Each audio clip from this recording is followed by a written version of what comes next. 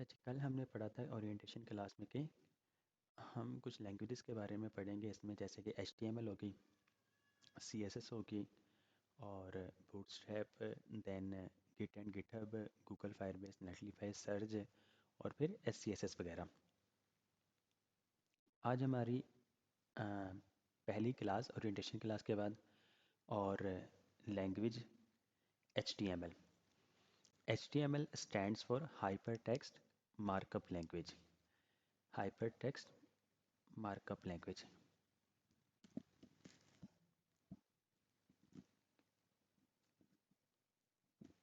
Okay जी। अच्छा, ये जिनकी तरफ इशू आ रहा है ना, मेरे ख्याल क्योंकि नेट का इशू है मे बी, तो आप काइंडली अपना चेक कीजिएगा।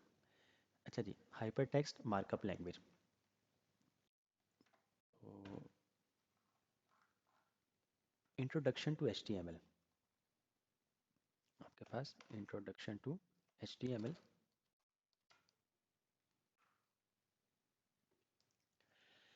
What is HTML? HTML is the standard markup language for creating web pages. ये हमारा कोर्स जो है ना, ये कंप्लीट प्रैक्टिकल बेस्ड है, लेकिन किसी भी चीज़ को प्रैक्टिकली करने के लिए आपको उसके बारे में नॉलेज होना चाहिए, उसकी थ्योरी के बारे में पता होना चाहिए कि वो काम कैसे कर रहा है। तो उसके लिए हम आज के लेक्चर में जितनी थ्योरी हो सके पढ़ेंगे। मीन्स के चैप्टर 1 है ये आप लोग का, इंट्रोडक्शन टू HTML, और इसमें बस थ्योरी है। इस बेस पर आपकी पूरी HTML और आज जो आप लोगों ने पढ़ना है पूरी लाइफ, जब तक आप इस फील्ड में हैं तब तक ये सारी चीज़ें आपके काम आ रही होंगी।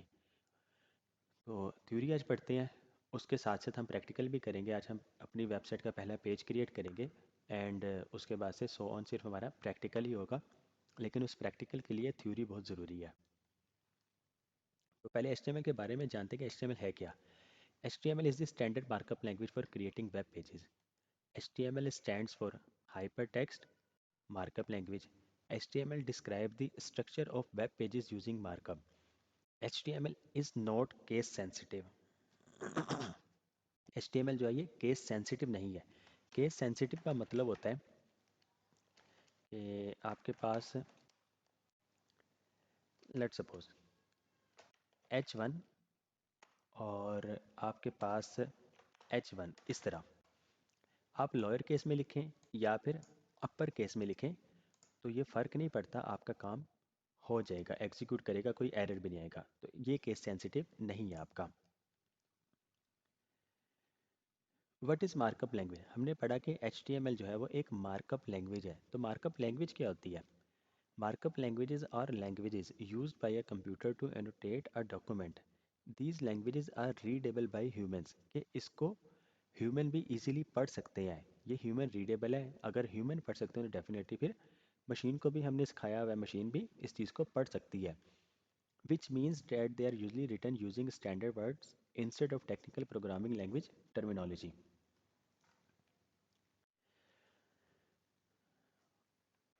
अच्छा जी, अब इसका मतलब हमारे पास HTML में अगर हमने हेडिंग्स अपनी वेबसाइट में लिखना है तो आप H1 इस तरह लिखते हैं। ठीक है जी, H1 आपकी लार्जेस्ट हेडिंग होती है, then H2, H3, H4, H5, H6 तक। H1 आपकी लार्जेस्ट हेडिंग और H6 आपकी स्मॉलेस्ट हेडिंग हो जाएगी। उसके बाद आपके पास अगर आप लोगों ने पैराग्राफ यूज़ करना है तो P स्टैंड्स फॉर पैराग्राफ। अगर आप लोगों ने टेक्स्ट को अंडरलाइन करना है तो U एलिमेंट है। अगर टेक्स्ट को आप लोगों ने इटैलिक करना है तो I एलिमेंट है। अगर आप लोगों ने टेक्स्ट को बोल्ड करना है तो अब आपके माइंड में खुद ही आ रहा होगा कि उसका नेक्स्ट वर्ड क्या बनेगा, तो उसका जो बनेगा B बनेगा। तो आप में से चंद ऐसे हजरात भी होंगे जिन्हें HTML का शायद पता भी नहीं था, पहले कभी पढ़ा भी नहीं होगा, लेकिन जैसे जैसे अभी हमने पढ़ा कि H1 लार्जेस्ट हेडिंग, उसके बाद H2, 3, 4, 5, 6, P से पैराग्राफ, U से अंडरलाइन, I से इटैलिक, तो आप लोगों के माइंड में खुद ही आ गया होगा कि B से फिर बोल्ड होगा। तो ये आप लोगों की मार्कअप लैंग्वेज है, ये ह्यूमन रीडेबल है।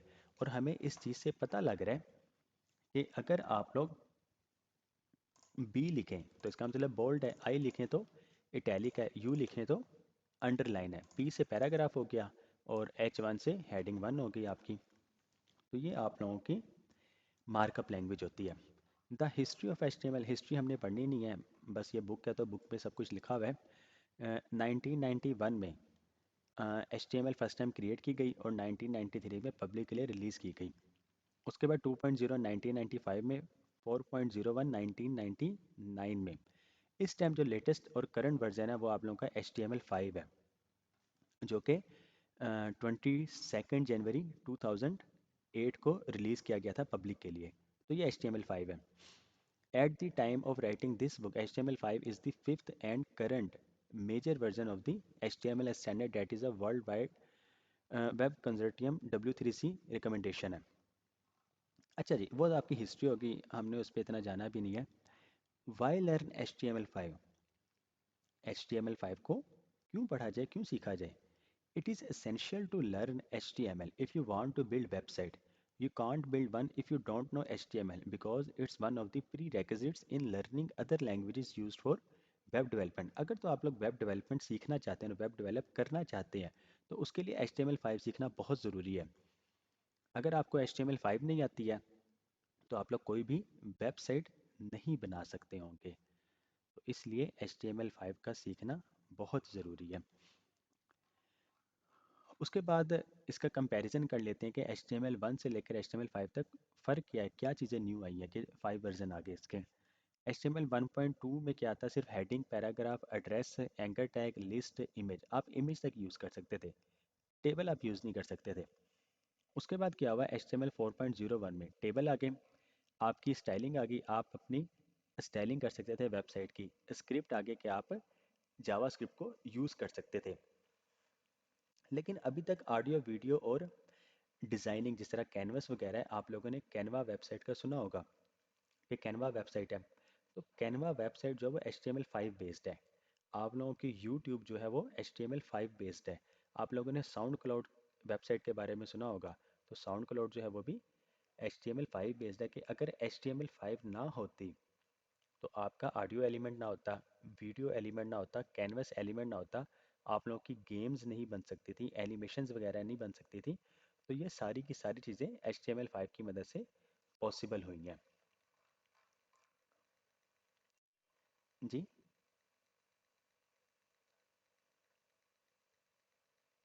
ये एलिमेंट्स आगे आप लोग को आएंगे। अभी तो सिर्फ ये कैनवस के बारे में कि इसकी मदद से एनिमेशंस, गेम्स और जावास्क्रिप्ट वगैरह की मदद से आप ये इस पे वर्क कर सकते हैं। कैनवा एक वेबसाइट है, तो कैनवस एलिमेंट्स कौन कौन से हम आगे फ्यूचर में पढ़ेंगे। अभी तो आप लोगों के इंट्रोडक्शन है बस, बाकी टोटल 10 चैप्टर्स हैं HTML के। ये चैप्टर 1 है आप लोगों का, इसके अलावा टोटल 9 चैप्टर्स जो हैं वो सिर्फ आप लोगों की प्रैक्टिकल ही है और एलिमेंट्स ही आएंगे बस। ओके जी, स्ट्रक्चर, आपकी वेबसाइट का स्ट्रक्चर, ये आपको एक इमेज नज़र आ रही है वेबसाइट का ही है। तो इसमें क्या है कि आपकी जितनी भी वेबसाइट है, आपकी जितनी भी वेबसाइट है, 95% तकरीबन दुनिया की वेबसाइट, उसका यही स्ट्रक्चर होता है। हेडर होता है हर वेबसाइट में, मेन कंटेंट आ गया आपका, और फुटर आ गया आप लोगों का, जिसमें मज़ीद प्राइवेसी पॉलिसी वगैरह, टर्म्स एंड कंडीशंस वगैरह इस तरह के लिंक्स लगे हुए होते हैं। और कॉपीराइट का आ जाता है कि इसके सारे राइट्स आपके पास ही मौजूद हैं। हेडर में क्या होता है कि मल्टीपल नेविगेशन लिंक्स आपके पास होते हैं कि आप एक पेज से दूसरे पेज पर नेविगेट कर सके। और मेन कंटेंट जो आपकी वेबसाइट का मेन कंटेंट होता है, तो ये इसका कुछ स्ट्रक्चर इस तरह का बन रहा होता है। बॉडी, बॉडी के अंदर हेडर, हेडर के फ़ौरन बाद मेन, मेन के फ़ौरन बाद फुटर का कंटेंट आ जाता है। तो इसके बाद टैग्स एंड एलिमेंट्स, हमने काफ़ी बार ये लफ्ज़ सुन लिया कि टैग्स के और एलिमेंट्स का लफ्ज़। तो टैग्स और एलिमेंट्स होते क्या हैं? What are HTML tags? Tags are used to mark up the start of an HTML element, and they are usually enclosed in angle brackets. HTML tags are element names surrounded by angle brackets. An example of a tag is H1, कि एक example है इसकी H1। तो हम इसमें आते हैं। अब जिस तरह हमने ये H1 लिखा था, आप लोग इसको ख़त्म करें। Simple, left angle bracket H1, ये आपका टैग नेम हो गया। सबसे पहले लेफ्ट एंगल ब्रैकेट से शुरू किया, ये आपका H1 टैग नेम। और टैग का मकसद क्या है? जो आप H1 यूज़ कर रहे हैं, ये लार्जेस्ट हेडिंग होती है आपकी वेबसाइट की, मेन हेडिंग होती है। और आपने इसको इस तरीके की मदद से रैप किया लेफ्ट एंगल और राइट एंगल में, तो ये आपका ओपनिंग टैग बन गया। ये आपका ओपनिंग टैग है। इसको ही स्टार्टिंग टैग भी कहा जाता है। आपका ओपनिंग टैग या फिर starting tag, same as it is, same as it is opening tag की तरह ही क्लोजिंग टैग बनता है। लेकिन फ़र्क क्या है इसमें? इस टैग नेम से पहले आप फॉरवर्ड स्लैश यूज़ कर लेते हैं, तो ये आपका क्लोजिंग टैग बन जाता है। अब इसके दरमियान आप लोग लिख दें वी आर लर्निंग HTML5, कि हम HTML5 सीख रहे हैं, पढ़ रहे हैं, समझ रहे हैं। तो ये आप लोगों का H1 लार्जेस्ट हेडिंग। H1 आप लोगों के, आपने इस कोड को ओपन किया, टैग को ओपन किया, दरमियान में कंटेंट आ गया जो ब्राउज़र रेंडर करेगा। और ये आप लोगों का एलिमेंट जो टैग जो था वो क्लोज हो गया। तो इसको आप लोग ओपनिंग टैग की तरह है क्लोजिंग टैग या फिर एंडिंग टैग कहेंगे। आपका ओपनिंग टैग से लेकर एंडिंग टैग तक जितना कुछ है सब कुछ ही, कंटेंट भी उसी में आ जाता है।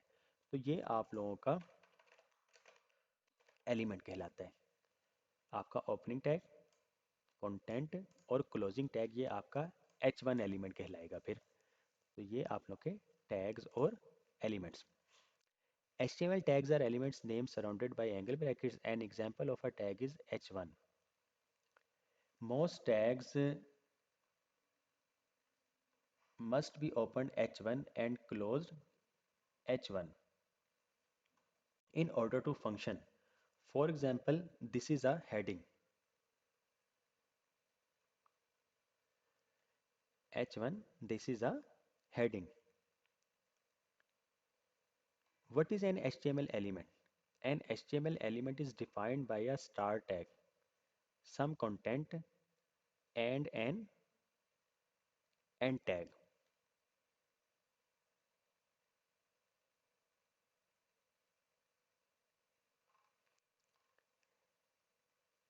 टैग नेम आपका कंटेंट गोज हेयर, आपका कंटेंट आ गया। और ये आपका टैग नेम जो है वो क्लोज हो गया। तो ये आपका एक एलिमेंट बन गया। The HTML element is everything from the start tag to the end tag. ये आपका ओपनिंग टैग, ये आपका कंटेंट और ये आपका closing tag. Like H1, my first heading H1, ये आपका P, ये आपका पैराग्राफ और ये आपका P क्लोज हो गया।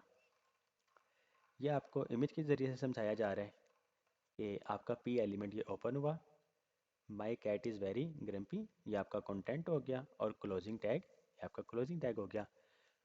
ओपनिंग टैग से लेकर क्लोजिंग टैग तक सब कुछ जो आपका वो एक एलिमेंट कहलाता है। ओके जी, अब थोड़ी सी revision. HTML tags normally come in pairs like P and P. The first tag in a pair is called the opening tag or starting tag. The second tag is called the closing tag or ending tag. The closing tag is written like the opening tag but with a forward slash inserted before the tag name. The characters in the brackets indicates the tag's purpose. For example, in the tags above, the P stands for paragraph, H1 होता तो H1 stands for heading 1, H6 होता तो heading 6. HTML elements are the building blocks of HTML pages. HTML elements are represented by tags. Browser do not display the HTML tags but use them to render the content of the page. कि browser जो है HTML tags को render नहीं करते हैं, display नहीं करते हैं, उसकी मदद से उसको यूज़ करके आपके कंटेंट को रेंडर कर रहे होते हैं। ओके जी, a very basic structure of a web page. Code आपका, ये कोड आपका फर्स्ट लाइन में जो है डॉक टाइप HTML, ये आपका doc type HTML, left angle bracket, explanation mark, doc type upper case में लिखा हुआ है और स्पेस के बाद लोअर केस में HTML, लेफ्ट एंगल ब्रैकेट की मदद से इसको क्लोज कर दिया गया।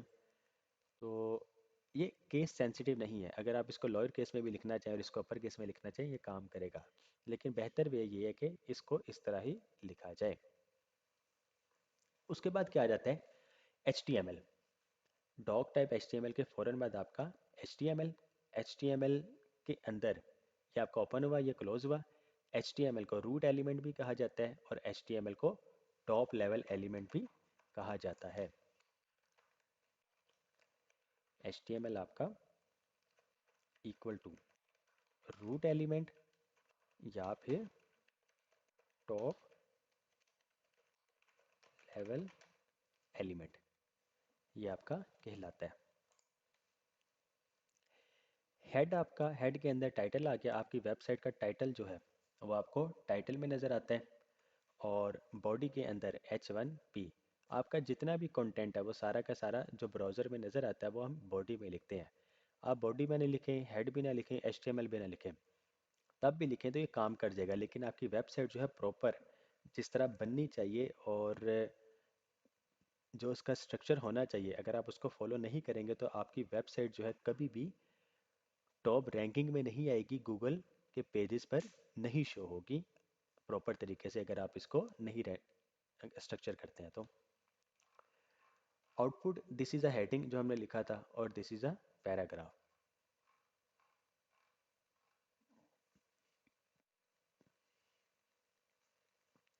कोड एक्सप्लेन, जो हमने ऊपर कोड किया है, डॉक टाइप HTML क्या बताता है कि ये डॉक्यूमेंट की टाइप जो है वो HTML5 है। अगर आप ये लाइन नहीं लिखते हैं तो आपके बहुत सारे एलिमेंट्स बहुत सारे ब्राउजर्स में काम करना छोड़ देंगे, क्योंकि उन्हें पता नहीं लगेगा कि ये HTML5 है, 4 है, 1 है या फिर 2 है। HTML, इसमें आपके सारे डॉक्यूमेंट जितना भी कंटेंट है सारा आपका HTML के अंदर आएगा। हेड में आपके पास टाइटल वगैरह, मेटा इन्फॉर्मेशन वगैरह वो आ रही होती हैं, स्टाइल शीट्स वगैरह, स्क्रिप्ट्स वगैरह। टाइटल एलिमेंट आपका वेब पेज, ये आपका अपर पार्ट में नज़र आ रहा होता है, हम इस पे बाद में देखेंगे।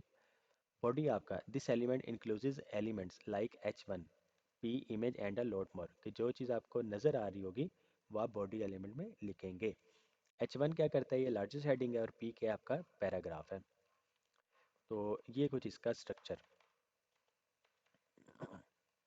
HTML, HTML के अंदर हेड, हेड के अंदर टाइटल, आपका ये बॉडी, बॉडी के अंदर H1 और ये आपका P एलिमेंट, और बॉडी क्लोज हो गया और HTML भी क्लोज हो गया। मीन्स के HTML के अंदर फौरन उसके दो चाइल्ड बनेंगे, एक हेड होगा और एक आपका बॉडी होगा। Nested HTML elements, HTML elements can be nested.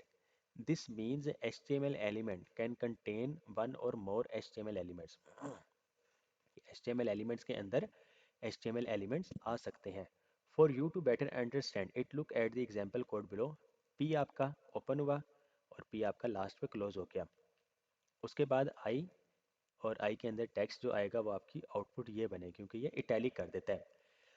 इसकी तरतीब आपने हमेशा सही रखनी है कि आपका P एलिमेंट अगर पहले ओपन हुआ है तो क्लोज भी वो सबसे एंड पे होगा, उसके फ़ौरन बाद जो एलिमेंट ओपन हुआ है वो उससे फिर पहले क्लोज होगा। Never skip the and tag, कि आप एंड टैग को कभी भी स्किप ना करें। सम HTML elements will display correctly even if you forget the and tag. आप कभी भी एंड टैग को स्किप ना करें। लाइक आपने H1 को ओपन किया, क्लोज नहीं किया, P को ओपन किया, क्लोज नहीं किया, तो इसकी आउटपुट जो है क्या पता सही नज़र आए आपको, लेकिन इस कोड की मदद से वैसे सही नहीं नज़र आएगी, उसने सबको H1 ही कर देना है। तो बहरहाल आपने कभी भी एंड टैग को स्किप नहीं करना। तो बड़ी वेबसाइट जब आप काम करेंगे तो वो एरर आ जाएगा। Empty elements, empty elements are elements that do not have an element content and an end tag. ऐसे एलिमेंट जिसके दरमियान कंटेंट नहीं लिखा जाता है, लाइक इमेज एलिमेंट हो गया। आपने अपनी वेबसाइट में इमेज को यूज़ करना है तो इमेज में कोई कंटेंट तो नहीं आएगा। तो अगर आप लोग इमेज एलिमेंट यूज़ करते हैं तो वो आपका एम्प्टी एलिमेंट कहलाएगा। उसके अलावा एक और element B R element, the B R tag defines a line break and is an empty element without a closing tag. Code, ये आपका पी एलिमेंट ओपन हुआ, ये क्लोज हो गया, और ये आपका this is a B R paragraph with a line break. आपने लाइन को ब्रेक करना है कि ये टेक्स्ट आपका एक लाइन में है और ये टेक्स्ट आपका नेक्स्ट लाइन में है। This is a B R element, और ये आपका कुछ टेक्स्ट आ गया, आउटपुट जो है वो आपकी कुछ ये बनेगी, दिस इज अ, और उसके बाद paragraph with a line break. अब इस पे आते हैं। ओके जी, आप अगर इमेज को यूज़ करना चाहते हैं, इमेज हो गया, ठीक है जी। अब इमेज क्योंकि इसके दरमियान कोई कंटेंट नहीं है, तो इसका कोई क्लोजिंग टैग नहीं है, और ये आपका ओपनिंग टैग है। अगर तो आप लोग सिर्फ HTML CSS जावास्क्रिप्ट करना चाहते हैं, तो अगर आप किसी भी एलिमेंट को क्लोज ना करें तो वो वर्क कर जाता है, मीन्स के एम्प्टी एलिमेंट्स को क्लोज ना करें तो वो वर्क करेगा। लेकिन अल्लाह करे, अल्लाह करे कि आप लोग डेवलपमेंट की तरफ जाएं और रिएक्ट वगैरह भी सीखें, कोई मज़ीद लेटेस्ट टेक्नोलॉजी वगैरह की तरफ सीखें, उस तरफ मूव करें, तो उस टाइम क्या होगा, आपको टैग को, एलिमेंट को क्लोज करना ज़रूरी होगा। अगर नहीं करेंगे तो एरर आएगा। तो फिर क्या होगा, अब क्योंकि ये एम्प्टी एलिमेंट है, कंटेंट कोई नहीं है, आपका ये क्लोजिंग टैग बन नहीं सकता है। तो क्लोजिंग टैग जो होता है वो आपका इस तरह का होता है। क्लोजिंग तो तब किया जाए जब ओपन किया जा रहा है, और एम्प्टी एलिमेंट्स का क्लोजिंग टैग होता नहीं है। तो फिर हम क्या करते हैं, या हमसे मुराद के जो HTML बनी हुई है, तो किया क्या जाता है, IMG जैसे ही मीन्स के ये एलिमेंट लिखा गया, इसके फ़ौरन बाद स्पेस देनी है तो दे दें, ना देनी है तो तब भी पॉसिबल है, फॉरवर्ड स्लैश लगा देते हैं। तो इससे क्या हुआ, ये क्लोज हो गया, खुद ही क्लोज हो गया। इसका मतलब ये सेल्फ क्लोज हो गया, तो इसको सेल्फ क्लोजिंग टैग कहा जाता है। ये आप लोगों का सेल्फ क्लोजिंग टैग,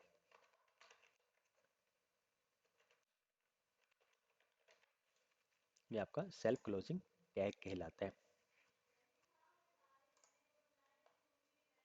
कि आपने इसको ही क्लोज कर दिया। A list of commonly used empty elements, meta, link, image, B R, H R, input. आप लोग के ये सिर्फ इंट्रोडक्शन है, इसमें एलिमेंट्स कुछ ये आपके पास दिखाने के लिए है। बाकी वक्त के साथ साथ चैप्टर नंबर 2 to 10 तक आप लोगों के सारे एलिमेंट्स कवर हो जाएंगे इंशाल्लाह। अच्छा जी, the best practice in HTML elements is to always put a forward slash sign before the greater than sign, कि ग्रेटर देन साइन से पहले आप लोग फॉरवर्ड स्लैश को यूज कर लें। In this way, they are closed at their start tags. These tags are also called self-closing tags. ये self-closing tags हैं। HTML is not case sensitive, हम पहले ही पढ़ चुके हैं इसको कि HTML case sensitive नहीं है। HTML tags are not case sensitive. P upper case में जो लिखा हुआ है means the same as P जो लोअर केस में लिखा हुआ है। H1 means the same as H1। लेकिन रिकमेंडेशन क्या है कि हम हमेशा लॉयर केस ही यूज़ करें, तो इसलिए हम भी हमेशा लॉयर केस ही यूज़ करेंगे। We will always use lower case tag names. चले जी, अब बारी आ जाती है कि हम अपना फर्स्ट पेज, हम अपनी वेबसाइट क्रिएट करना स्टार्ट करें। तो क्रिएटिंग फर्स्ट HTML पेज, आप लोग HTML का फर्स्ट पेज क्रिएट करना चाहते हैं, तो where to write edit HTML। आप HTML को कहाँ पे लिखें फिर, क्योंकि एक लैंग्वेज है, लैंग्वेज का मतलब लिखना है इसको। A simple text editor is all you need to learn HTML। एक सिंपल टेक्स्ट एडिटर जो है, सिर्फ उसकी ज़रूरत है कि आप HTML को लिख सकें, उसको एडिट भी कर सकें। Web pages can be created and modified by using professional HTML editors, के वेब पेजेस जो है वो प्रोफेशनल HTML एडिटर्स की मदद से बनाए भी जा सकते हैं, मॉडिफाइड भी किए जा सकते हैं, और हम उस पर ही करेंगे। लेकिन however, for learning HTML, let's start with a simple text editor like Notepad Windows, TextEdit macOS, और TextEditor Linux। नोटपैड विंडोज़ में होता है, टेक्स्ट एडिट मैक ओएस में होता है, टेक्स्ट एडिटर लिनक्स में होता है। Follow the steps below to create your first web page with Notepad, text editor और टेक्स्ट एडिटर। आप नोटपैड ओपन करें, कुछ एचटीएमएल लिखें जो अब तक हम पढ़ चुके हैं, उसको सेव करें। सेव करने के लिए आपकी वेबसाइट की मेन फाइल जो होती है, वेबसाइट की मेन फाइल जो है वो index.html होनी चाहिए। इंडेक्स वर्ड भी लोअर केस में लिखा होना चाहिए और उसकी एक्सटेंशन आपकी HTML होनी चाहिए। तो उसके बाद आप उस फाइल को ओपन करें ब्राउज़र में तो वो ओपन हो जाएगी। फॉर एग्जांपल आप लोग की ऑडियो फाइल जो होती है MP3, वीडियो फाइल MP4 होती है, इमेज की फ़ाइल आपकी JPG या फिर PNG, एक्सेल की फ़ाइल XLSX हो जाती है और वर्ड की फ़ाइल डॉक X हो जाती है। उसी तरह HTML की जो फ़ाइल है वो आपकी HTML होती है और CSS की जो फ़ाइल है वो आप लोगों की CSS बनेगी। तो ये आप लोगों के पास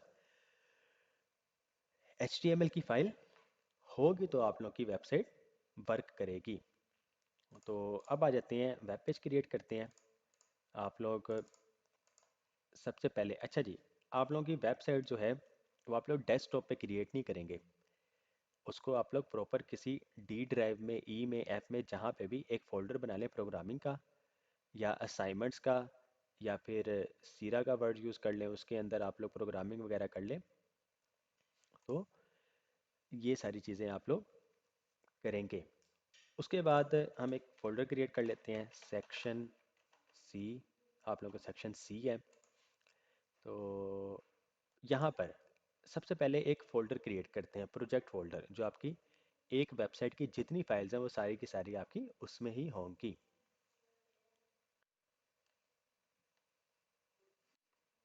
जी, वीडियो नहीं आ रही, बताइएगा।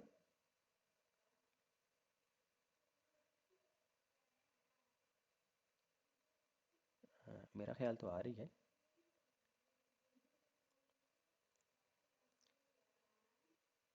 चलो जी, मैं एक मिनट इसको वो करता हूँ, रिस्टार्ट करता हूँ। अच्छा जी, इसको ख़त्म करते हैं, स्टॉप प्रेजेंटिंग। इसको दोबारा से।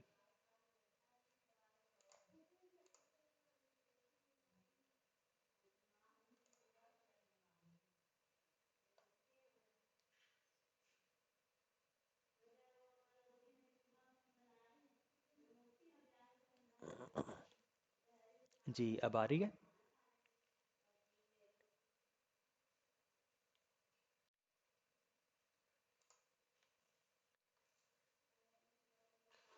चलें जी, ठीक है।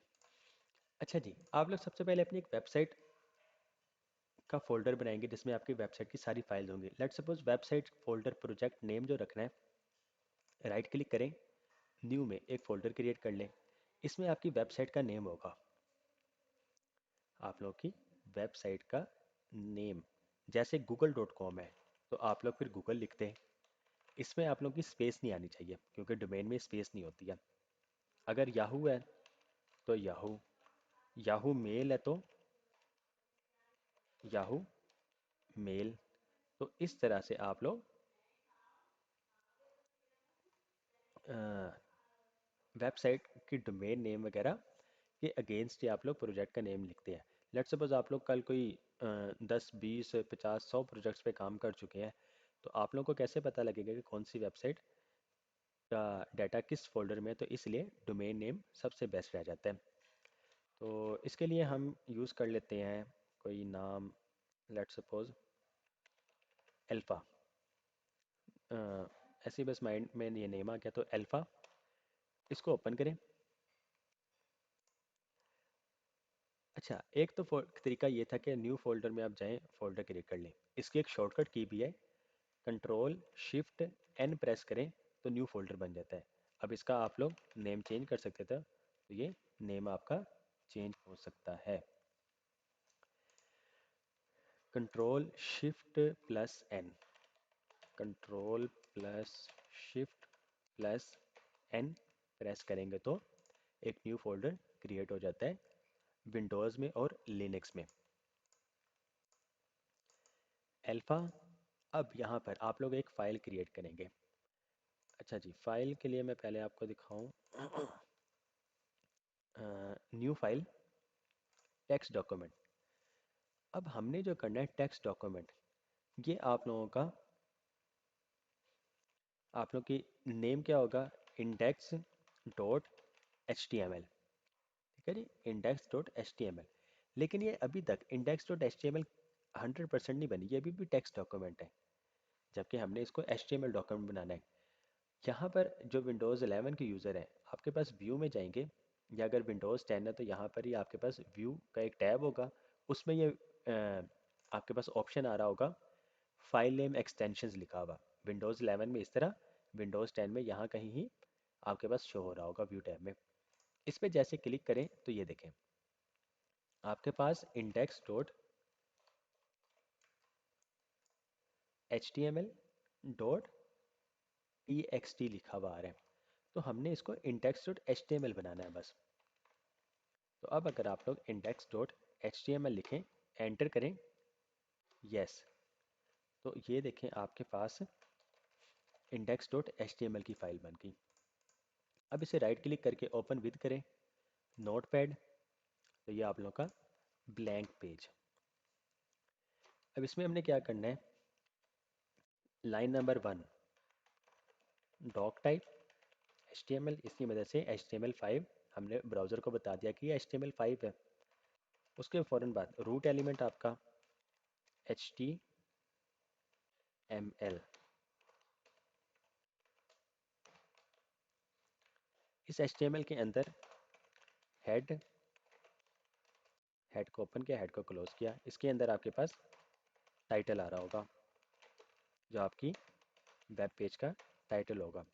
अब क्योंकि आपका होम पेज है तो आप इसको होम लिख सकते हैं, और साथ ही आपकी वेबसाइट का नेम आप अल्फ़ा लिख सकते हैं। तो डिपेंड करता है, टाइटल कुछ भी हो सकता है, आपकी वेबसाइट पे डिपेंड करता है जो आपको क्लाइंट बताएगा। हेड के फ़ौरन बाद, हेड के फ़ौरन बाद आपके पास ये आ जाएगा बॉडी। ओपन किया, बॉडी को क्लोज किया।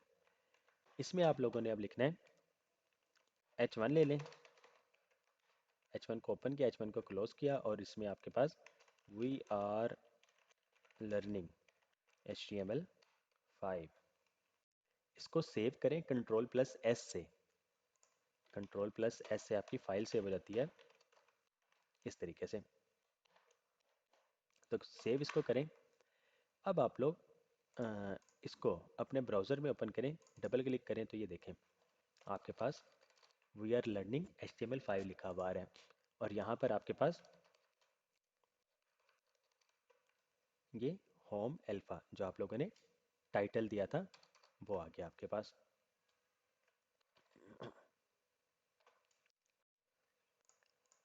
तो इस तरीके से आप लोग H1 लिख लेते हैं, और H2 लिखना है तो दोबारा से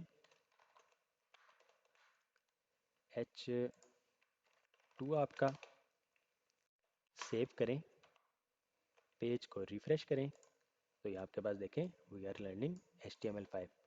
हम जिस तरह अपने सिस्टम को रिफ़्रेश कर रहे होते हैं F5 प्रेस करके, उसी तरह आप ब्राउज़र को भी रीलोड या रिफ़्रेश कर सकते हैं F5 प्रेस करके।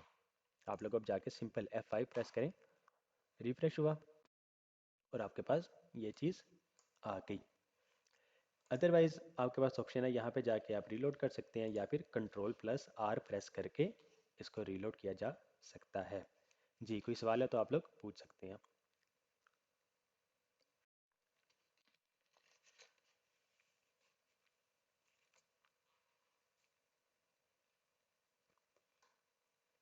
जी, क्लियर है इतना?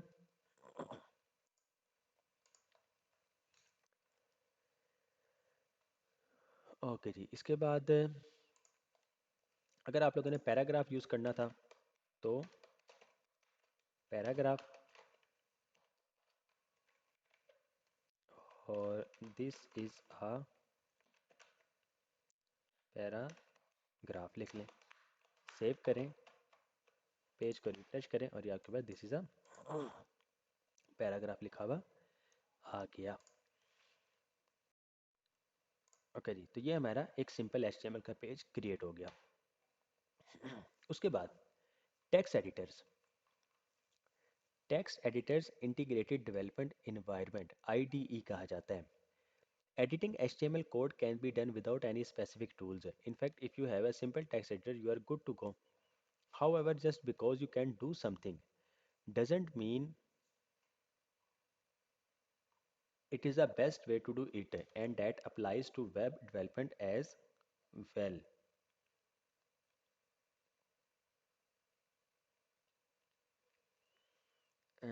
हेडिंग खुद नहीं छोटी होती। हमने H1 लिखा ना, H1 आपकी लार्जेस्ट हेडिंग है, उसके बाद H2 उसकी स्मॉल हेडिंग, और उसके बाद सो ऑन H6 तक जाते हैं तो वो वन बाय वन करके स्मॉल, उसका फॉन्ट साइज स्मॉल होता रहता है। जी, ये हर बार नहीं, H1 के सारे फॉन्ट साइज सेम है, H2 के उससे कम है, H3 के उससे कम, और उसी तरह H6 तक आपके कम होते जाते हैं। ओके जी, text editor. However, just because you can do something doesn't mean it is the best way to do it, and that applies to web development as well. If you use proper tools for your work, not only will you make things easier for yourself, but you will also step it up on the quality level. An integrated development environment is a software application.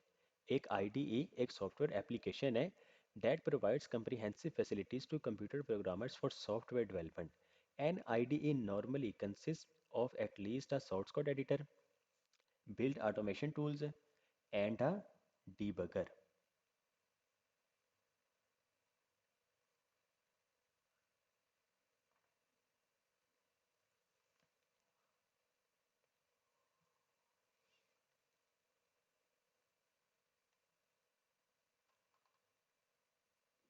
Okay जी, in a text editor, creating HTML files is free.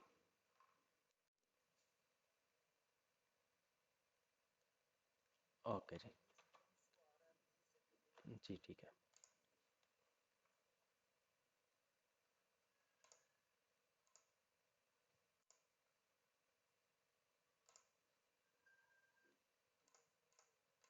जी जी, हो जाती है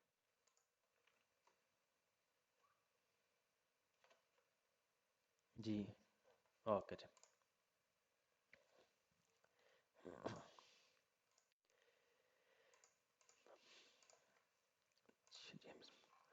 Okay, in a text editor, creating HTML files is free. You don't need to download expensive application to do so. Look at the list of below for some free apps you could use to create edit HTML files.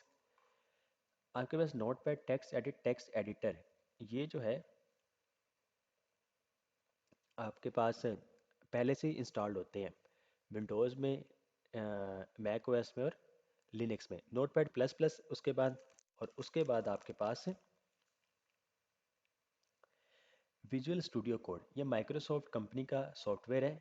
VS code इस time दुनिया का number 1 जा रहा है, और हम भी इसको ही यूज़ करते हैं, और आप लोग भी इसको ही यूज़ करेंगे। तो इसके फ़वाइद बहुत हैं, इसके फीचर्स बहुत हैं, आपका काम बहुत आसान हो जाता है। ब्रैकेट्स, सबलाइम टेक्स्ट, एटम और इंटेलिज आइडिया, तो ये सारी चीज़ें आप लोग के पास ऑप्शन है कि आप यूज़ कर सकते हैं, लेकिन बेस्ट वे ये है विजुअल स्टूडियो कोड हम करेंगे।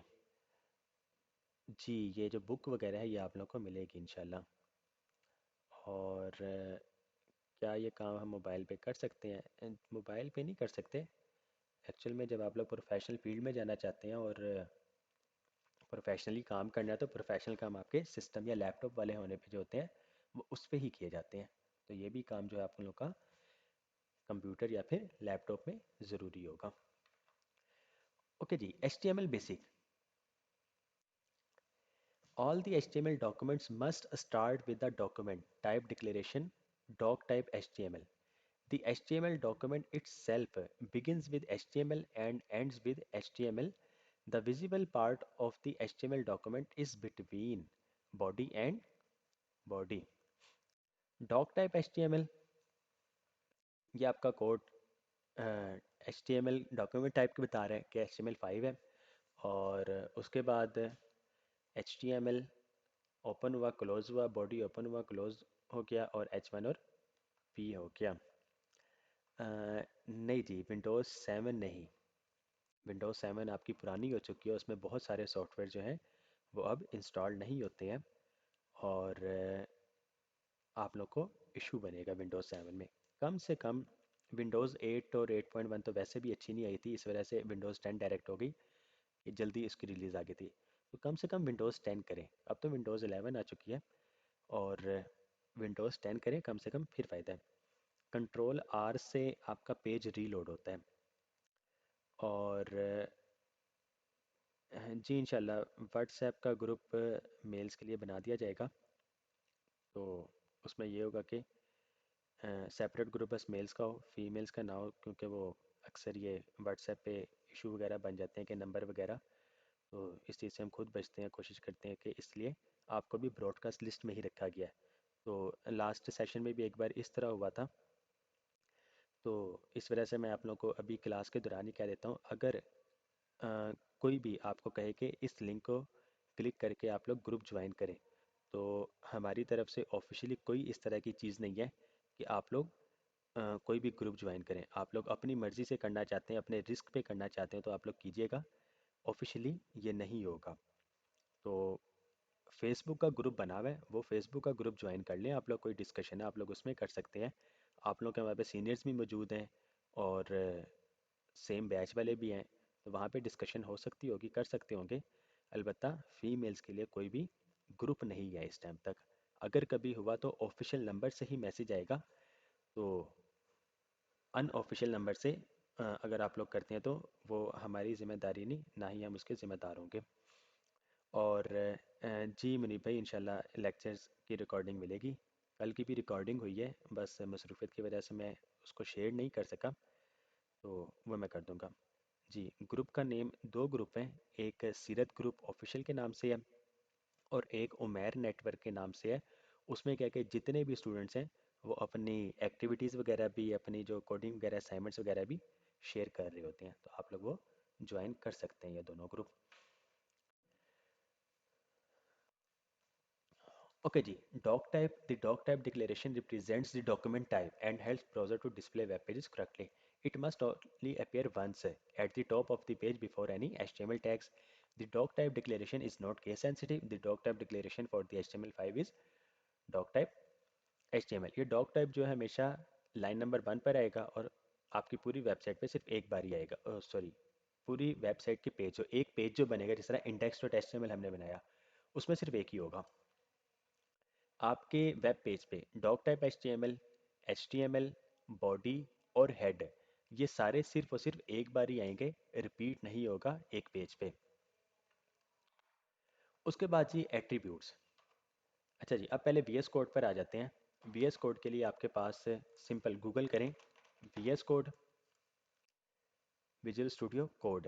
अब ये वी एस कोड जो है ये किस लैंग्वेज पे बना है ये देखें। प्रोग्रामिंग लैंग्वेज जो यूज़ हुई हैं, H T M L, C S S जो डिज़ाइनिंग का हिस्सा है, जावा स्क्रिप्ट, टाइप स्क्रिप्ट जो डेवलपमेंट का हिस्सा है, जो आप लोग यहाँ पर सीखने आए हैं। H T M L C S S तो मस्ट है इस कोर्स में। उसके बाद डेवलपमेंट की तरफ जाना चाहते हैं, अल्लाह करे आप लोग जाएं, सीखें इसको, तो जावा स्क्रिप्ट और टाइप स्क्रिप्ट सीख जाएंगे। सी शार्प सॉफ्टवेयर में, क्योंकि सिस्टम डेस्कटॉप सॉफ्टवेयर है, इसलिए सी शार्प यूज़ की गई है। अगर ये वेब ऐप होती तो सी शार्प की भी ज़रूरत नहीं थी। ओके जी, पहली वेबसाइट, जी इंशाल्लाह टाइप स्क्रिप्ट भी सीखेंगे हम मॉड्यूल 2 में। विजुअल स्टूडियो कोड, इस पर गए, और डाउनलोड फॉर विंडोज़, इस पर सिंपल क्लिक करें, और आप लोग का ये सॉफ्टवेयर इंस्टॉल हो, डाउनलोड हो जाएगा।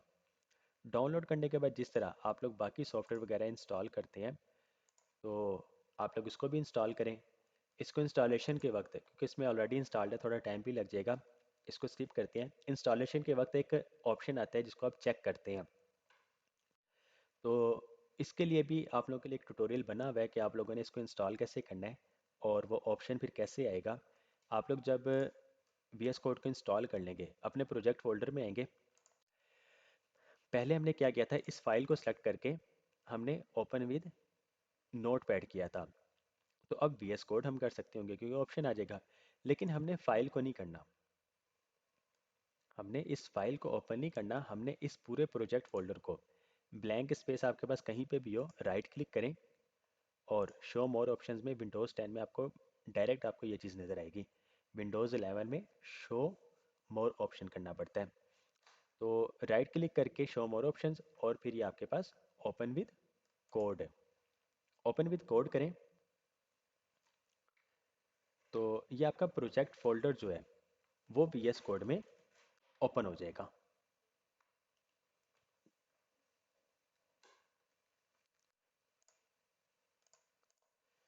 ओके जी, ये देखें, ये आपकी वो फाइल, ये प्रोजेक्ट का नेम जो था आपका अल्फ़ा, और ये आपकी index.html की फ़ाइल, इसको ओपन करें तो अब देखें, आपको खुद ही फ़र्क नज़र आ रहा है कि इसमें कोड पढ़ना आसान हो गया। आप लोग नोट पैड पर जो चीज़ लिख रहे थे उसको पढ़ना बहुत ही मुश्किल है, समझ नहीं आएगी कि आप लोगों ने क्या कोड करना है। और VS कोड,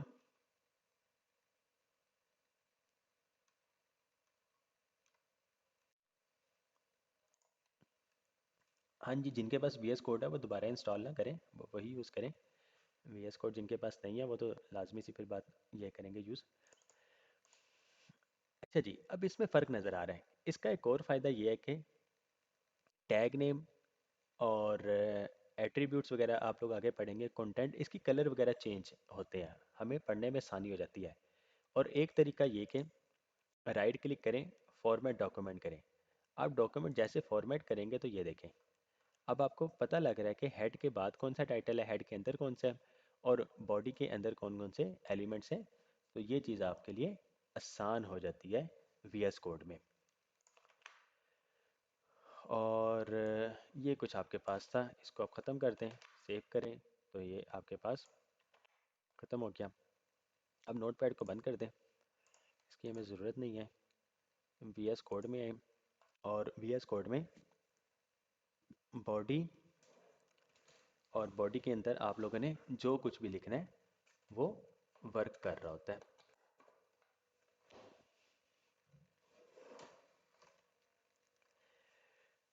बॉडी के अंदर H1, अच्छा जी, we are learning HTML5।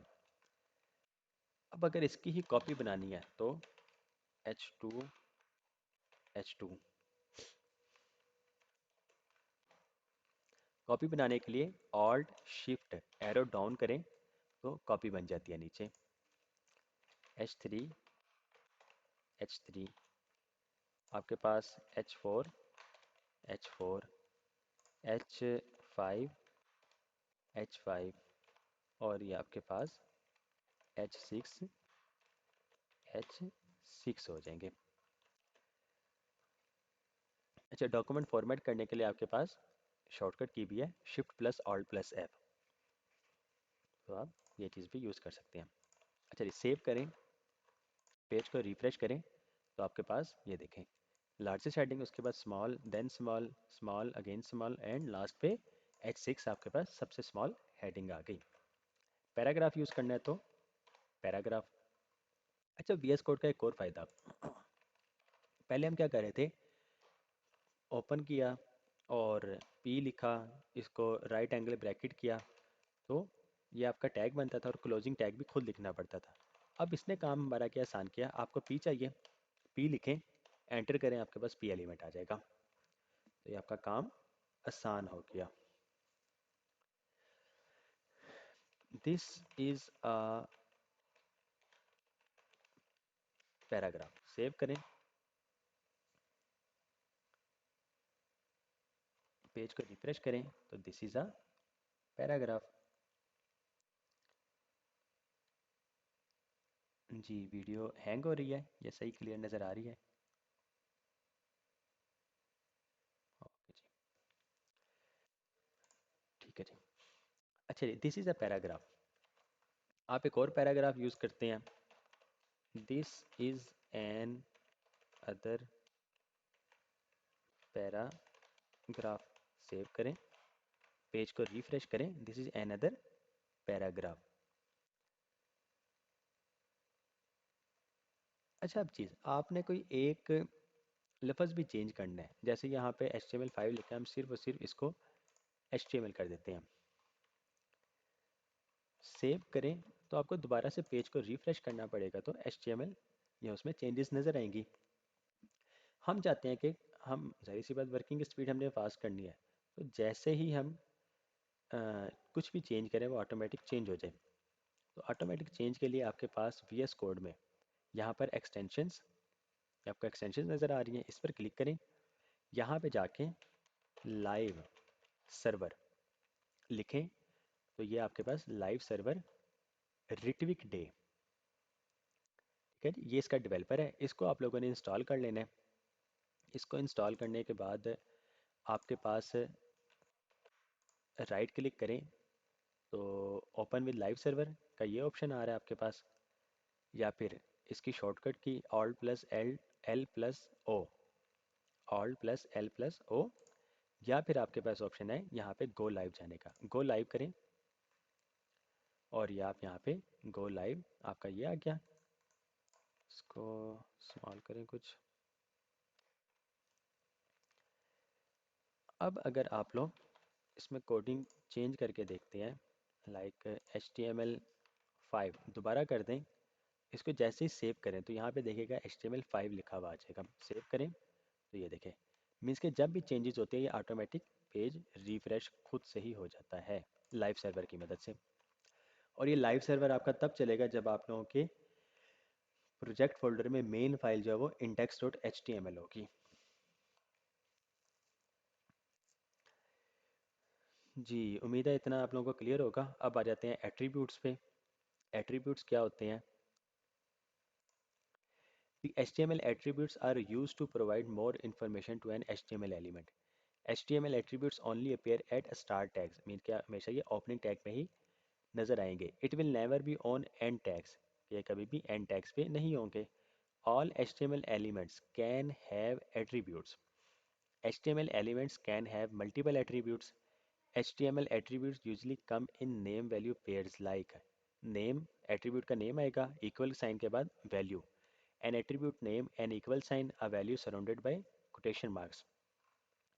You can also use single quotation marks depending on the situation, ESP. When the value contains double quotes, जब आप डबल कोट यूज़ कर रहे हैं बाहर, तो अंदर आप सिंगल कोट यूज़ कर सकते हैं। अगर बाहर सिंगल कोट यूज़ कर रहे हैं तो अंदर आप डबल कोट यूज़ कर सकते हैं। तो इसकी एग्जांपल पर आते हैं। लेट्स सपोज सबसे पहले एक टाइटल, एक एट्रीब्यूट। अब आपके पास दो पैराग्राफ है। इस फर्स्ट पैराग्राफ पे आप एट्रीब्यूट यूज़ करेंगे हमेशा स्टार्टिंग टैग में। टाइटल, ये एट्रीब्यूट का नेम, इक्वल साइन, और ये आपके पास double quotation mark VS code ने खुद से ही प्रोवाइड कर दिया। इसमें आप लिखें I am a tool tip, या फिर I am a title. Save करें और वेबसाइट पर आएँ, तो इस पर अगर आप कर्सर लेकर आते हैं आपको कुछ भी नज़र नहीं आएगा।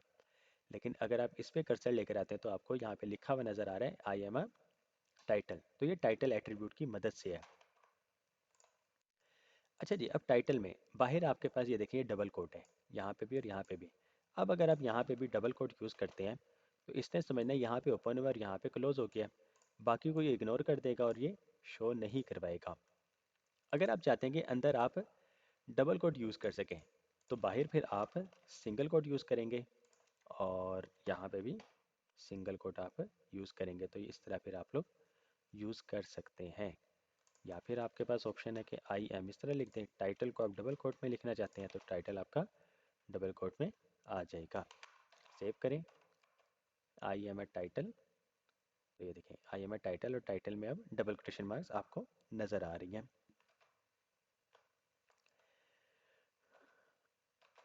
ओके जी, अब आपके पास,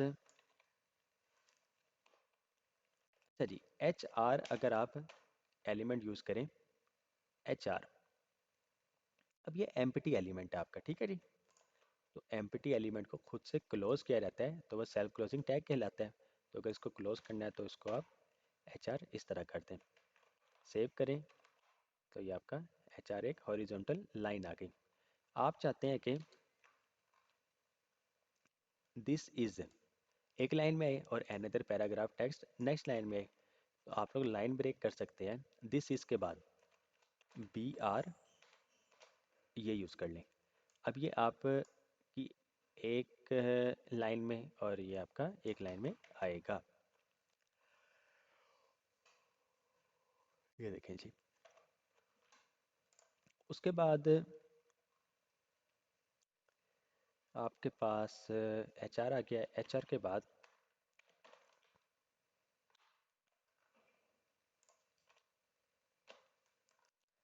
ओके जी, एच आर के बाद लेट सपोज एक आपके पास एंकर टैग आता है। एंकर टैग का मतलब एक पेज से दूसरे पेज पर नेविगेट किया जा सके। यहाँ पर आप लिखते हैं लॉगिन, कि आपकी वेबसाइट है और आप लॉगिन पेज पर जाना चाहते हैं, तो लॉगिन लिख दिया। नीचे एक और बना लें और इसमें आप लोग लिख दें गूगल। इस पर क्लिक करेंगे तो आप गूगल के पेज पर जा सकते होंगे। लेकिन ये तो सिर्फ टेक्स्ट लिखा हुआ है, ये तो सिर्फ टेक्स्ट लिखा हुआ है, कंटेंट है जो यूज़र को नज़र आएगा। तो ये देखें, ये आपको कंटेंट लिखा हुआ नज़र आ रहा है, लेकिन आप इस पर क्लिक करें तो ये कहीं पे भी लेके नहीं जा रहा। तो अब हमने इसको एट्रीब्यूट्स की मदद से बताना है कि लॉगिन को जब आप इस एलिमेंट पे क्लिक करें तो किस पेज पर लेके जाए और गूगल पे क्लिक करें तो किस वेबसाइट पर लेके जाए। अब क्योंकि लॉगिन जो है ये आपकी अपनी वेबसाइट का ही पेज है, एच रेफ एक एट्रीब्यूट होता है। हाइपर लिंक रेफरेंस इसको कहा जाता है। ये आपका हाइपर लिंक रेफरेंस है एच रेफ आपका। और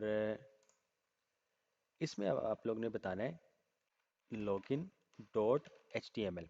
अगर तो ये फाइल बनी होती तो ये लॉगिन के पेज पे चला जाता। एक्चुअल में ये एंकर टैग जो है ये आप लोग का चैप्टर नंबर 3 होगा। तो अभी सिर्फ एक चीज़ समझाने के लिए मैं इस पे बात कर रहा हूँ, डिटेल्स में हम इसको बाद में पढ़ेंगे। जी स्क्रीन स्टक हो गई है।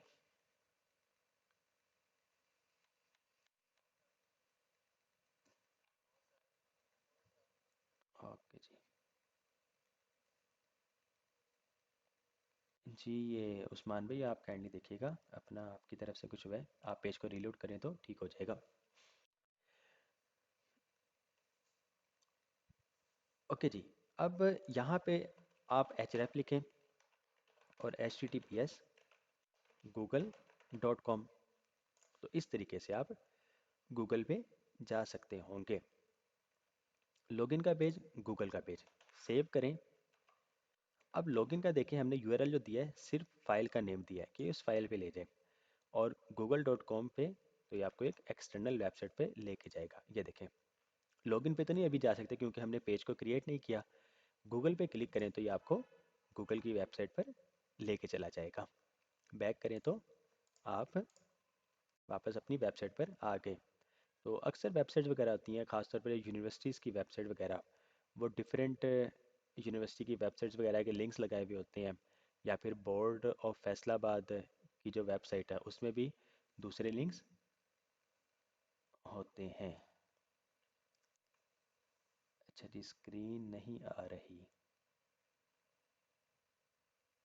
ये कह रही हैं कुछ। चले मैं इसको रिफ़्रेश करता हूँ, बेहतर तो यह है कि आप लोग एक बार इसको रिफ़्रेश कर लिया करें। चलेंगे उनके लिए।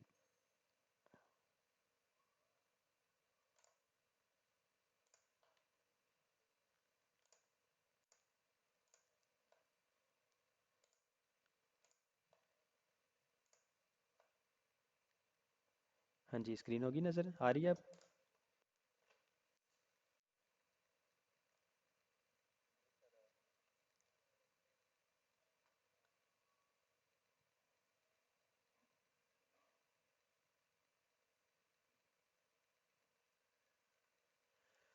ओके जी, लिंक कैसे लगेगा? लिंक आपका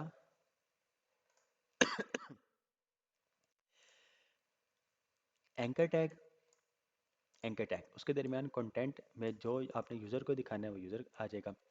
एच रेफ एट्रीब्यूट में आप लोगों ने बताना है कि login dot H T M L जो है, आप इस पे क्लिक करने पे इस पेज पे लेके जाओ और इस गूगल पे क्लिक करने पे आपको इस वेबसाइट पर लेके जाया जाए। तो ये तरीक़ेकार है कि आप गूगल पे जा सकते होंगे। अच्छा, अब ये दोनों दिखाने का मकसद कि ये जो है आपका रिलेटिव यूआरएल है और ये आपका एब्सोल्यूट यूआरएल है।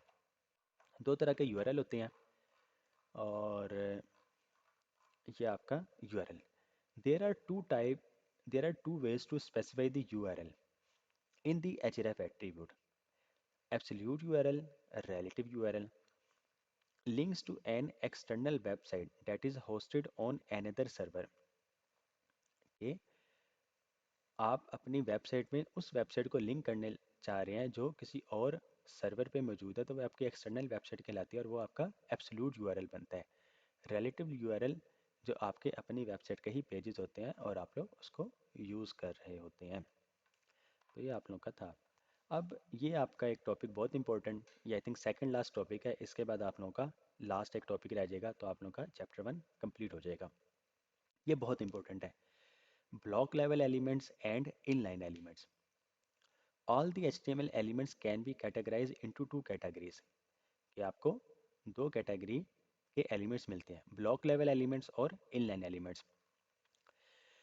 A block level element is any element that starts a new line and uses the full width of the page or container. For example, H1P or div. A block level element can take up one line or multiple lines and has a line break before and after the element. The div element is a block level element. आपके H1 element headings जितनी भी है वो सारे block level हैं। P element आपका block level है। div आपका ब्लॉक लेवल है। div से मुराद है डिवीजन, सेक्शंस को डिवाइड करना। तो इसमें क्या है, चलिए ये आपका ब्लॉक लेवल हो गया जो 100% विथ लेता है। और inline element alternatively referred to as inline. Inline is any element that displays in a line. An inline element only takes up as much width as necessary. The span element is an inline element. आपका span element जो है ये एक inline element है। अब इस पे आते हैं। आप लोगों ने p एलिमेंट लिखा, इस पे लिख दें 1। एक और p एलिमेंट साथ ही ले लें बेशक, इस पे 2 लिख दें। नेक्स्ट लाइन में आए और आप लोग स्पैन एलिमेंट यूज़ करें, इस पे 1 लिखें और साथ ही स्पैन एलिमेंट लिखें और ये आपका 2। सेम, बस एलिमेंट चेंज। जी, आई भी आपका इनलाइन एलिमेंट है, बी भी इनलाइन एलिमेंट है, यू भी आपका इनलाइन एलिमेंट है। ओके जी, पी आपका, आपने पी को लिखा 1, पी आपका ये 2, स्पैन में 1, स्पैन में 2। सेव करें, हालांकि हमने सेम लाइन में ही लिखा है, तो लेकिन अगर आप अपनी वेबसाइट में देखते हैं तो ये आपका पैराग्राफ जो 1 था और ये पैराग्राफ 2 ये नेक्स्ट लाइन में आया। मीन्स कि ये ब्लॉक लेवल एलिमेंट है और इसने 100% विथ को रिजर्व कर लेना है, अपने पास रख लेना है। और नेक्स्ट कोई भी एलिमेंट है, बेशक वो ब्लॉक लेवल हो या फिर इन लाइन हो, उसने हमेशा नेक्स्ट लाइन में ही आना है। जहाँ तक इनलाइन एलिमेंट की बात है तो ये उतनी ही विथ लेते हैं जितनी इनको रिक्वायर्ड होती है, या जितना इनमें कंटेंट होता है तो ये उतनी ही बस विथ लेते हैं।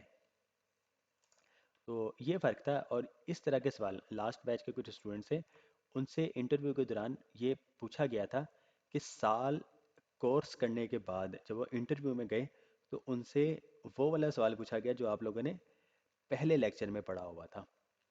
तो इस तरह आप लोग कोशिश करें कि वक्त के साथ साथ सारी चीज़ों को याद रखें, रिवाइज करते रहें, और जिस चीज़ की समझ न लगे आप लोग पूछ सकते हैं कभी भी, किसी भी टाइम। तो ये आप लोगों का ब्लॉक लेवल एलिमेंट और ये आप लोगों का inline element. Block level element ऐसे एलिमेंट जो 100% विथ लेते हैं, बेशक उसमें एक करेक्टर ही क्यों ना लिखा हो। और इनलाइन एलिमेंट ऐसे एलिमेंट होते हैं जो उतने ही विथ लेते हैं जितनी कंटेंट उसके अंदर हो या उनको जितनी ज़रूरत हो। Semantic elements. When building web pages, we use a combination of non-semantic HTML and semantic HTML. The word semantic means relating to meaning. So semantic elements provide information about the content between the opening and closing tag. Semantic का मतलब होता है relating to meaning, कि आप जो element use कर रहे हैं क्या उसका कोई मकसद भी है, कोई मतलब है। By using semantic HTML, we select HTML elements based on their meaning. not on how they are presented. Elements such as div and span are not semantic elements since they provide no context as to what is inside of those tags. कि आप div element use करें, आप section को divide तो कर रहे हैं, लेकिन उस div के अंदर कंटेंट होगा क्या, ये नहीं पता लग सकता है। मतलब div नहीं बता सकता है आपको कि उसके अंदर कौन सा कंटेंट होगा। इसी तरह अगर आप लोगों ने लेट सपोज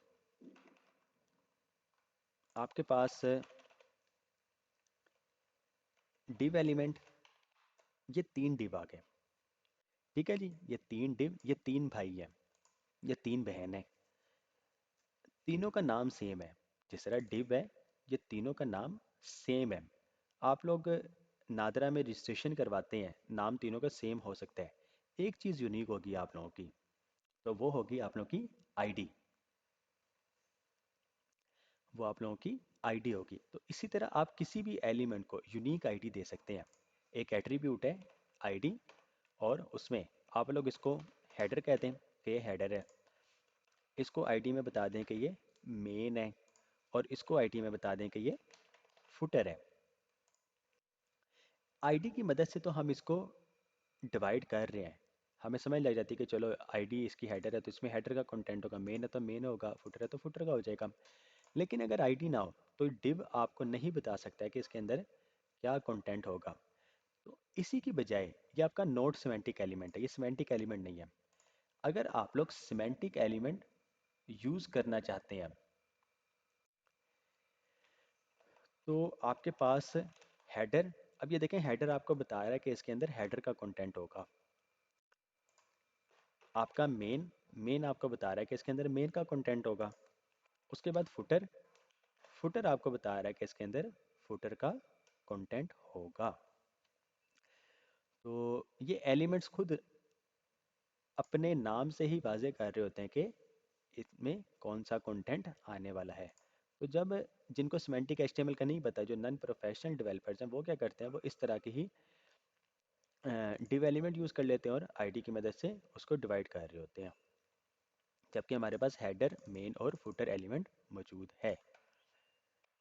तो इसकी example, for example, instead of using a div element to contain our header information, we could use a header element which is used as a heading section by using a header tag instead of a div. We provide context as to what information is inside of the opening and closing tag. इसका फ़ायदा क्या है और हमें use क्यों करना चाहिए? Accessibility बेहतर हो जाती है, एसईओ बहुत बेहतर हो जाती है, और इजी टू अंडरस्टैंड होता है। To better understand this, you can think of comparing non-semantic HTML to going into a store with no signs on the SLs. Since the SLs are not labeled, you don't know what products are in those SLs. However, stores that do have signs for each SL make it a lot easier to find the items you need, just like semantic HTML. For example, आप लोग एक store में चले जाते हैं, आप लोग metro चले गए, मेट्रो में गए और वहाँ पे कोई साइन बोर्ड नहीं है, मेट्रो में कोई नहीं जी, नन सिमेंटिक एलिमेंट यूज़ करने नहीं चाहिए, सिमेंटिक एलिमेंट यूज़ करने चाहिए, जो आपको बता रहे होते हैं कि किस एलिमेंट का क्या मकसद है। अच्छा जी, एग्जांपल थी कि आप लोग मेट्रो चले गए, और मेट्रो डेफिनेटली बड़ा है, आपको नहीं पता कि इस टाइम कौन सी चीज़ कहाँ पे मौजूद है। तो हम किसी भी मार्ट वगैरह में चले जाएं, तो हम साइन बोर्ड की मदद से ही वहाँ पर जा रहे होते हैं कि किस एरिया में, किस डिपार्टमेंट में कौन सी चीज़ मौजूद है। तो ये आपको वहाँ के साइन बोर्ड जो होते हैं वो बता रहे होते हैं। तो इसी तरह वेबसाइट में अगर आप लोग सिमेंटिक एलिमेंट्स को यूज़ करें, तो सिमेंटिक एलिमेंट्स आपको बता रहे होते हैं कि इसके अंदर कंटेंट क्या होगा। तो वेबसाइट का स्ट्रक्चर अगर आप लोगों ने बनाना है, तो वेबसाइट के स्ट्रक्चर की अगर बात की जाए, बॉडी के फ़ौरन बाद, वैसे लास्ट टॉपिक आप लोगों का, बॉडी के फ़ौरन बाद आप लोगों का हेडर आता है। बॉडी के फ़ौरन बाद हेडर, हेडर के फ़ौरन बाद मेन, और मेन के फ़ौरन बाद आपका फुटर आ जाता है। ये आप लोगों का स्ट्रक्चर बन रहा होता है बॉडी के फ़ौरन बाद। अब हेडर में क्योंकि मल्टीपल नेविगेशन लिंक्स होते हैं, तो आप एक और एलिमेंट लेते हैं नैव, और नैव एलिमेंट के अंदर आप लोग एंकर टैग में लेट्स सपोज आपका होम पेज है, फाइल का नेम आपका HTML है, और यूज़र को जो दिखाना है वो होम है।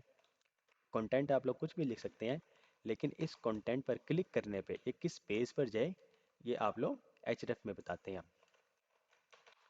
इसी की कॉपी बना लें। आप लोगों के पास अबाउट का पेज है तो अबाउट, कॉन्टैक्ट का पेज है तो कॉन्टैक्ट। ये आप लोग का अबाउट और ये आप लोगों का कॉन्टैक्ट।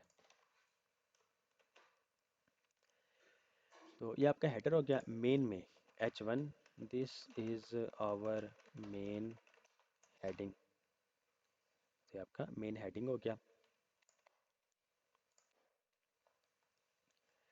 अच्छा जी, फुटर में अक्सर आप लोगों ने वेबसाइट में देखा होगा, अगर कहीं हम OLX की वेबसाइट ही मैं दिखा रहा हूँ, तो OLX की वेबसाइट में लास्ट पे अगर आप लोग जाएं,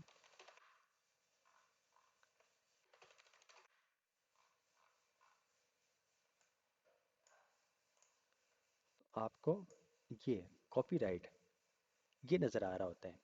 और फुटर में अक्सर वेबसाइट में ये कॉपीराइट लाजमी होता है कि इसकी एक्सेस जो है वो आपके पास है। तो हम क्या लिखते हैं, P copy right 2022 all rights reserved. Copyright 2022 all rights reserve, save करें, अपने वेब पेज पर आएँ, तो ये आपका हेडर, ये आपकी मेन, और ये आपका फुटर हो गया। कॉपीराइट का अगर सिंबल चाहिए तो इस कॉपीराइट की जगह एंड कॉपी सेमीकोलन सेव करें, तो आपके पास भी वो कॉपीराइट का सिंबल आ जाएगा। तो ये इस तरह आप कॉपीराइट का वर्ड यूज़ कर सकते हैं, सिंबल इसका यूज़ कर सकते हैं। तो ये आप लोग का चैप्टर नंबर 1 था। और कुछ आपके पास एलिमेंट्स हैं HTML5 में, जो सिमेंटिक एलिमेंट्स हैं, article, side, details, fig, caption, figure, footer, header, main, mark, nav element, section, summary, time. तो ये सारे के सारे एलिमेंट्स आप लोग पढ़ेंगे, लेकिन चैप्टर 2 से हमारे एलिमेंट्स स्टार्ट हो जाएंगे। तो ये आप लोगों का chapter number 1, introduction to HTML। और यही आप लोग जब तक HTML कर रहे हैं, जब तक इस फील्ड में है, ये सारी की सारी चीज़ें आप लोग को याद रहनी चाहिए, तो फिर आप लोगों का काम मज़ीद आसान होता जाएगा। जी, किसी का कोई सवाल है तो आप लोग पूछ सकते हैं।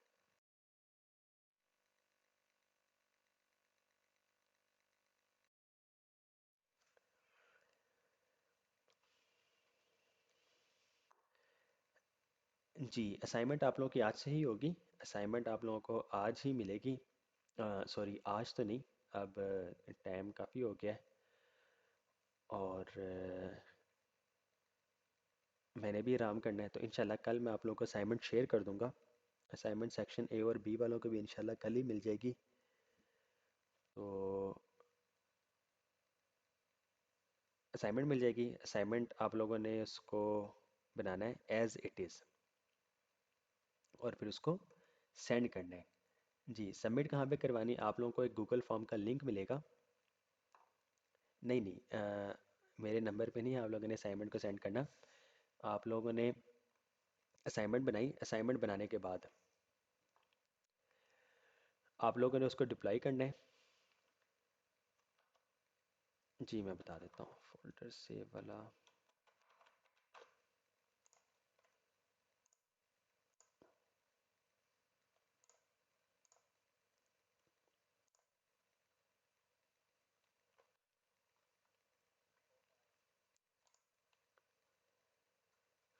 ओके, कर लिया। अब अपना माइक ऑफ कर लें, जिसका भी ऑन है।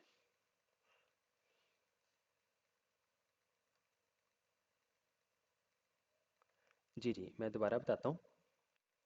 नहीं जी, फेसबुक पेज पर नहीं होगी, ये यूट्यूब का चैनल है, उस पर ही आ जाएगी। और आप लोगों ने वेबसाइट को डिप्लाई कैसे करना है वो मैं आपको थोड़ा सा बता देता हूँ। आप लोगों ने हाँ जी। अच्छा, पहले असाइनमेंट पे मैं बात कर लेता हूँ। असाइनमेंट, एक इमेज मिलेगी आपको, एज इट इज़ आपने उसको बनाना है, और उसके बाद आप लोगों ने इसको डिप्लॉय कर देना है। डिप्लॉय करने के लिए सबसे पहले आपके पास एक सॉफ्टवेयर होगा नोड जेएस का। इस नोड जेएस को आप लोगों ने डाउनलोड करना है एलटीएस वर्जन। और ये जो है विंडोज़ 7 पे काम नहीं करेगा इस तरह। ये आप लोगों का विंडोज़ 7 पे नहीं करेगा, इसलिए विंडोज़ 10 आप लोग अब कम से कम कर लें। तो इसको डाउनलोड करने के बाद इसको इंस्टॉल करें। इंस्टॉल करने के बाद आपके पास सर्च, आप लोग गूगल करें तो पहली ही website surge.sh, simple single command web publishing, publish HTML CSS and JS for free without leaving the command line. इसको कॉपी करें, सिंपल। और CMD में जाके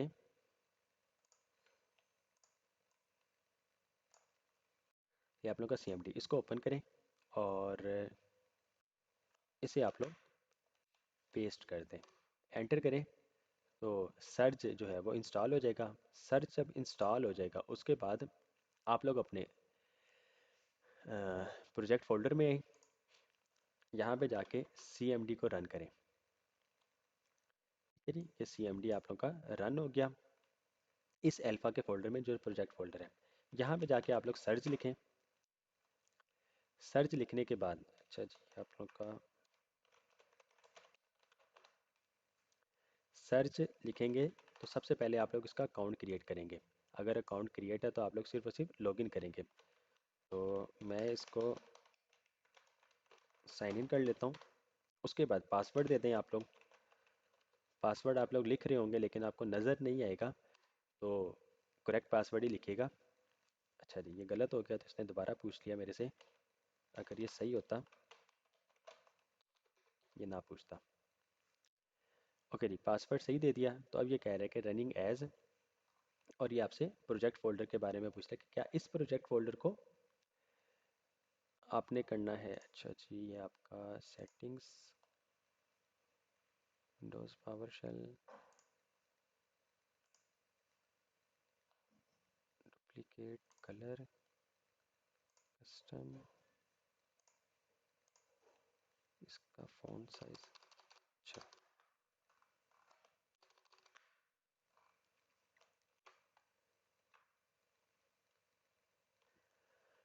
ओके जी। प्रोजेक्ट फोल्डर आप लोग इसको एंटर करें। तो अब वो आपसे पूछ रहा है कि डोमेन आपकी, इस डोमेन को आप लोग जैसे ही एंटर करेंगे, अगर तो ये अवेलेबल होती तो आपको मिल जाती, अदरवाइज इसने क्या कहा, you do not have permission to publish इस डोमेन में। तो आप लोग क्या करें, दोबारा से सर्च करें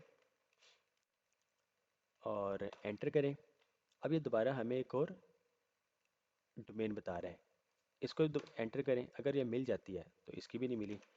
अच्छा जी, सर्च, एंटर। आप लोग यहाँ पे खुद से ही dot surge dot S H से पहले, लेट सपोज आप लोग लिख दें आपका नाम, for example Ahmad dash PWD, और रोल नंबर जो भी आपका है डैश 1 कर दें। तो इस तरह आप लोग की सीरीज़ बनती जाएगी असाइनमेंट की। ठीक है जी, एंटर करें। तो ये देखें, ये डोमेन हमें मिल गई, डाटा आपका अपलोड हो गया। अब आप लोग इसको कॉपी करें।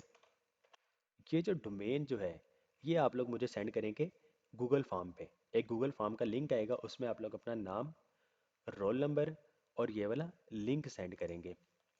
तो ब्राउज़र में जाएं और यहाँ पे जाके इसको करें। तो ये देखें, आपका ये हेडर, ये आपका मेन आ गया और ये आप लोग का फुटर आ गया। डिव और ब्रेक में क्या डिफरेंस है? डिव में डिफरेंस, डिव आपका सेक्शन डिवाइड कर रहा होता है, ब्रेक जो BR एलिमेंट है वो आपका नेक्स्ट लाइन में बस कन्वर्ट कर रहा होता है, नेक्स्ट लाइन में लेकर आ रहा होता है।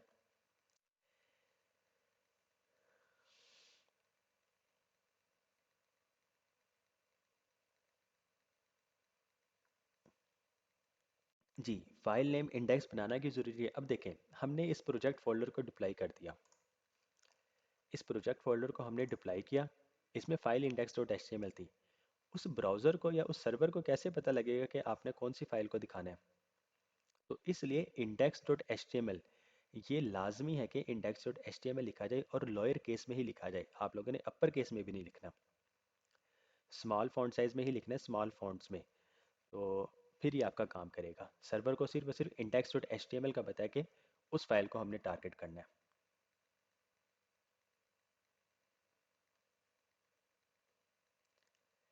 जी, अटेंडेंस हो जाती है आप लोग की।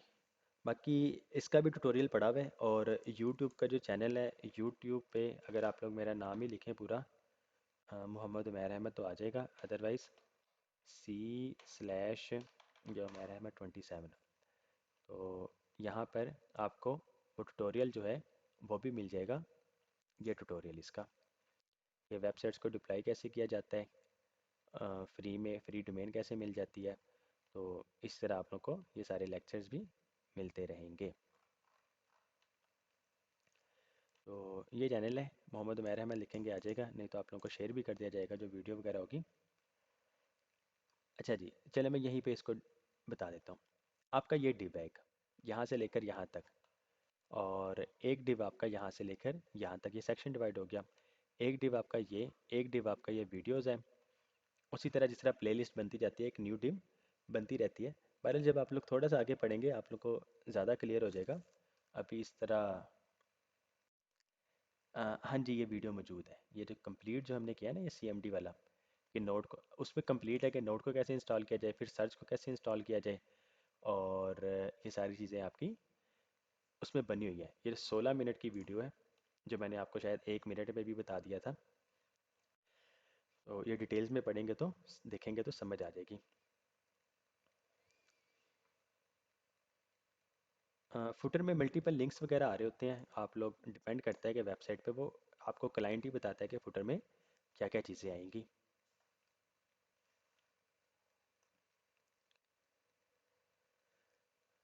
अच्छा जी, तो ये कुछ चीज़ें थी आपके पास, जो ये आप लोगों ने देख लिया। ये आपका HTML1 था। तो लेक्चर को रिकॉर्ड यहाँ पे एंड करते हैं, और इसके बाद अटेंडेंस हो जाती है, और अटेंडेंस के बाद फिर आप लोग अपने अपने घरों को जा सकते हैं। इस तरह ही कहा जाता है ना ऑन साइट पे। ऑनलाइन में तो आप लोग वैसे ही घर में हैं। तो बहरहाल जज़ाकमुल्लाह खैरा, लेक्चर को एंड किया जाता है।